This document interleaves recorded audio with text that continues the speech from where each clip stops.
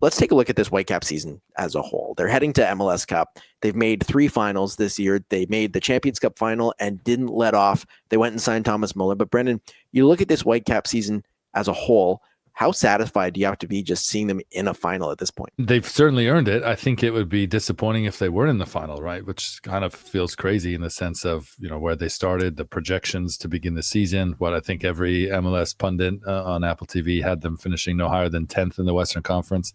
But I think we all, felt very early in the season, even before we went to Miami to see them in the semifinal against Inter Miami, that this was a team that had the capabilities of winning MLS Cup. And after getting throttled by Cruz Azul in the Champions Cup final the way they did, we thought, well, maybe we overestimated them. But then with the addition of Thomas Muller, the balancing act that they've had with all of the injuries, like this is a fantastic group as a whole. So this season's been incredible. It would be a real shame if it had fallen short either against LA or somewhere else along the way against San Diego, and that they've not got to the final. I think they have a legit chance of doing it. And I just also love what it seems to have done to the city ahead of a World Cup where that still feels like you're selling it to the masses, that the World Cup is coming, guys, and it's going to be really big. Like, don't, get on board early here. Don't wait till it turns up, until it shows up on your doorstep and you're complaining about why traffic is so bad.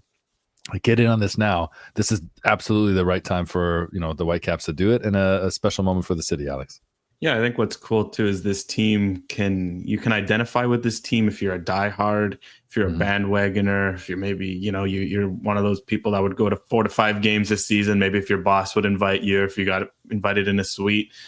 Like, it's really remarkable how heading into this season, all this team had done, other than bring in Jesper Sorensen, which turned out to be the golden goose in terms of roster moves, was bring in Emmanuel Sabi and Jaden Nelson and extract Stuart Armstrong. And there was a lot of panic about those state of moves. Also, penny for Stuart Armstrong's thoughts. He went to Sheffield Wednesday. They didn't get promoted, and then he ended up in the abyss for a bit. I think he's back in Scotland. Man, he's probably sitting there thinking, what if? But certainly the Whitecaps did well to move on without him. It's remarkable because a lot of the diehard fans who have been following the growth of this team for the last 3 years, there's a lot of identifiable parts. Like, you've seen the rise of Ryan Gauld. You've seen Andres Cubas come in and be a rock. You've seen Sebastian Berhalter go from a nobody to an absolute star. Brian White goes from, why are they getting this guy for 400 gamma? Oh, okay, he might be one of the best strikers in MLS. Certainly for value, he might be the best pound for pound striker in MLS, as they'll say, for his salary. But then there's also the fact that if you're more of a casual, more of a newer fan, you can see identifiable pieces such as Thomas Muller comes in. There's a star. There's something to draw you to. Then there's just the fact that they're a fun team to watch. They play good football. This isn't a team that sits back and gets 30% possession and grinds out 1-0 wins. This isn't a team that this is a team that plays well. They score goals. They're fun to watch. So it's really remarkable how this city has kind of come to embrace this Whitecaps team, because this Whitecaps team is catered to so many different people and different kinds of fans.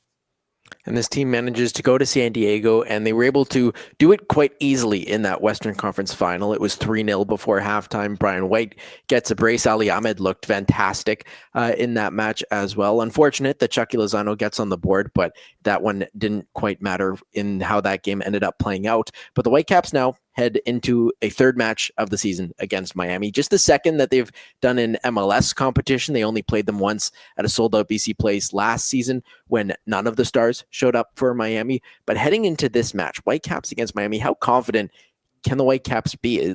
Just how big a matchup is Whitecaps Miami MLS Cup final? Muller, Messi, Sergio Busquets, and Jordi Alba retiring. The storylines are endless with this final, Brendan. Yeah, they are. And it's incredible, right? It is definitely the final that MLS and Apple TV would have dreamed of when the Vancouver Whitecaps signed Thomas Muller. Both of these teams are so much better than when they met at the end of April, at the beginning of May, when we were there for the Champions Cup semifinal. That's what makes this so appealing and so exciting as well.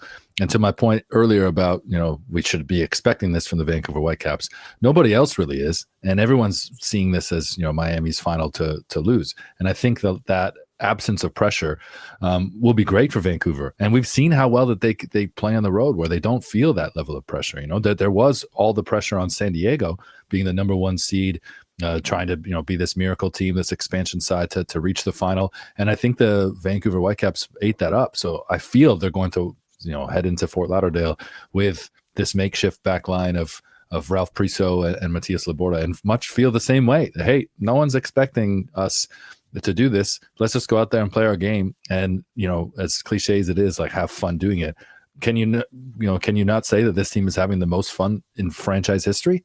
For all the great moments that they may have had under Carl Robinson, all the moments before, Camilo, all these great nights at BC Place. Like, this is by far, it seems, the most fun that this team has had, that this group has had. And I really think that they'll be able to carry that through in the final, Alex. Yeah, well, I think that's been an underlying factor of their success, is why they're so good on the field, is they're such a tight knit unit off of it. You see it when you're around them at training. Like, it's always a good time. It's serious. They work hard, they train hard, but you can see the relationships, the intricacies. And there's this connection throughout the squad. Because I know issues with past Whitecaps teams that'd be very cliquey. It'd be, the Latinos would kind of hang out, and then maybe the local guys would hang out, and then the Europeans would hang out.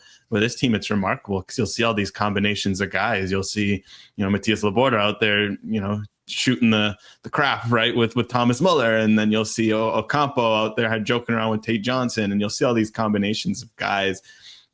Yesterday I was out at training, and Sebastian Berhalter was chirping Ryan Gauld from the gym, and chirping Yusuf Daha, the goalie coach, and they're just all yapping at each other and having the time of their life. I think that helps on the field because there's this connectedness of knowing when they take the field, they got each other's backs.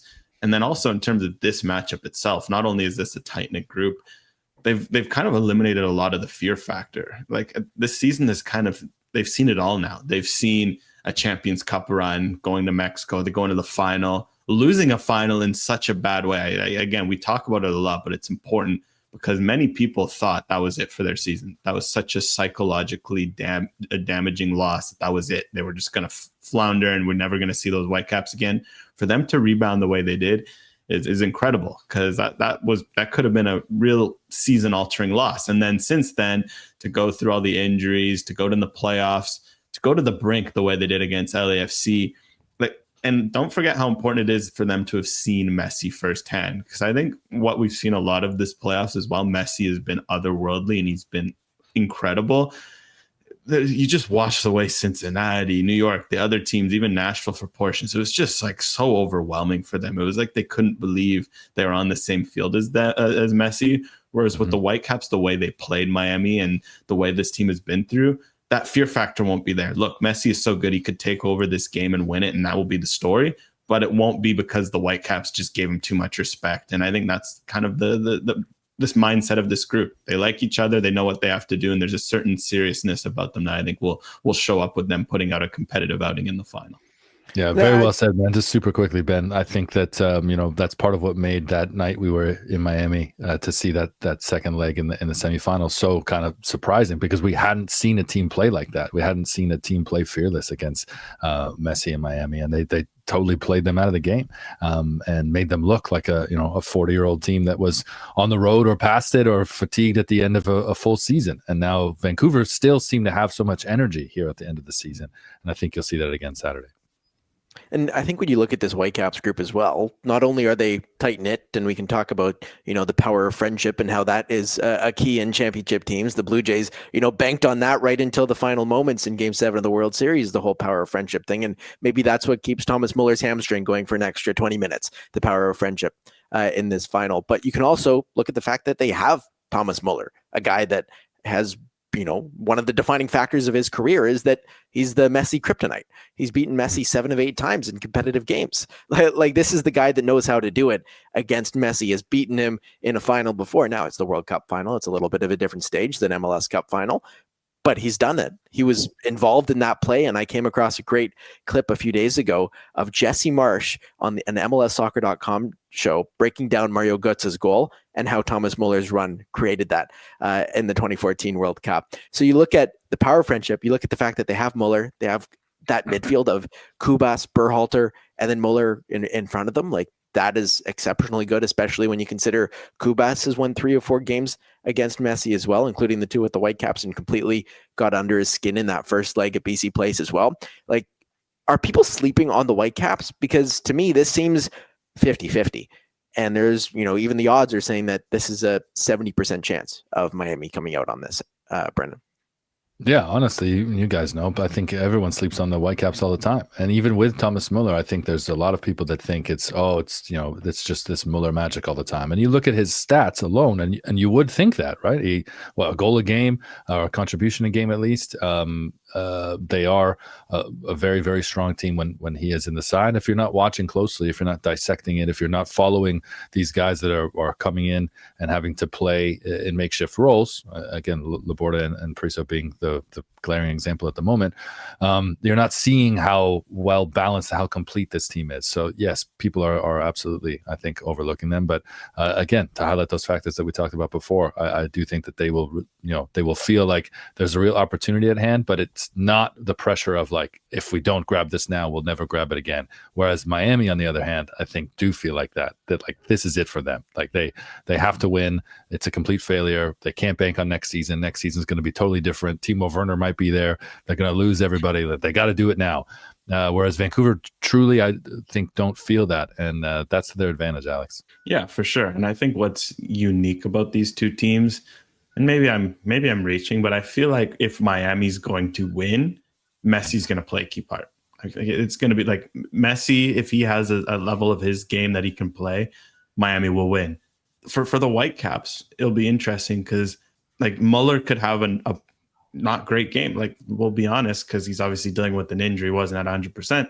He didn't look great against San Diego. It was actually quite surprising because we're just so used to how good his touch is, how good his decisions are. It was a bit jarring to see him take a heavy touch, make the wrong pass, second guess himself. But it didn't matter because Ali Ahmed was playing out of his skin. Brian White looked fantastic again. Kubas was unreal in the midfield. What's fascinating with the Whitecaps is you could pick any of those players as the man of the match for this game and the reason why they won. And I'd be like, yeah, I could see a scenario where Berhalter, like he did in the CONCACAF Champions Cup, or Kubas locks down Messi, or Ahmed goes on one again, etc. There's so many reasons why I think those guys could decide the game, where if it's not Messi and if it's not Busquets, like for as good as Silvetti and Allende have been in these playoffs, are they going to be, if Messi has a howler, are Allende and Silvetti going to go out and win the games on their own? I find it hard to believe, just given how complete the Whitecaps are as a team. So it'll be interesting. I think it kind of shows you how they are as leaders. Like Messi, greatest player of all time, his strength is he's such an otherworldly player that he just takes players along for the ride. He makes everyone around him better by how good he is. With Muller, what's interesting to see is he makes players around him better in other ways, even where he sometimes almost sacrifices himself, where if he's struggling like he was against San Diego, he kind of like, okay, I'll just start making runs off the ball, start distracting instead of forcing something that clearly isn't there that allows other players to shine. So I think that is one edge for the Whitecaps, that is if they can neutralize Messi, and that's a big if. And I will say it works against the Whitecaps, in my opinion, that they've had such a good record against Messi, because you don't end up being as good as Messi without having a bit of mental toughness in you. He's probably circled this game against the Whitecaps, be like, I need a goal or an assist minimum against these guys. But the Whitecaps know if they can keep him quiet, that they've got enough difference makers that even if it isn't Muller, other players can step up and get the job done. Messi's a guy that likes a record as well. He's 2 goals off breaking Carlos Ruiz's record for the most goals in a single MLS postseason. Currently, Tadeo Allende is tied with that, 8 goals in an MLS postseason. But the thing to me and maybe the biggest thing going into this game for the Whitecaps for me, is they need to keep this tight late, or they can be leading late. You can't allow Miami to score in the first 30 minutes. If you do, I think you lose this game, because the way that Miami has played through these playoffs, and honestly, a lot of their big wins in the season, has completely come down to game state. They're not scoring goals in tight games. They're not winning tight games. They're winning these blowouts where you get Allende on a run for 30 yards because Messi played a through ball and you're high pressing to try and get back in a 2-1 game. And then they do that 3 times, right? Like these are not blowout wins. I think you can say that for Cincinnati. I think you can say that for Game 3 against Nashville. And I think you can say that for New York City in the playoff run as well, that these aren't, dominant performances for 90 minutes. It's a dominant performance for 30 minutes. They get ahead, game state changes, they cash in, the numbers look fantastic. And so if the Whitecaps can keep this quiet for the first bit or even get the first goal, you completely change the makeup of this Miami team. I think that first goal is going to be absolutely crucial. And I know that's a crutch that we all say that, the first goal sets the tone and that's going to really define the game, but just keeping it quiet, even if the Whitecaps don't do anything. If we're watching after the first half and you're like, that was a half of soccer, 22 men did cardio for 45 minutes. I think that plays into the Whitecaps' favor because that's less time for Miami to cash in on that game state, Brendan. Yeah, I agree with that. That's a great point. However, I do think that in the final, it will be different in the sense that Miami, I think, would struggle to manage the game from that point of the advantage that worked for them leading up to a final, right? Think about Spain and the Netherlands in the World Cup final in 2010. I'm assuming that you guys watched that on YouTube back, since you would have been children and you would have taken it in a very different way when it was live. But that's, I think, a great example where both of those teams showed that they had the capabilities to score early, to maybe take over early, and it didn't work to their favor, right? And we so rarely see that in a final. I actually think in scoring early, Miami would fatigue in being able to manage and withstand Vancouver. That, to be honest, I think that wouldn't be a nail in the coffin against Vancouver. They'd make it difficult. They also, I think Vancouver would be chasing the ball for much of the first half.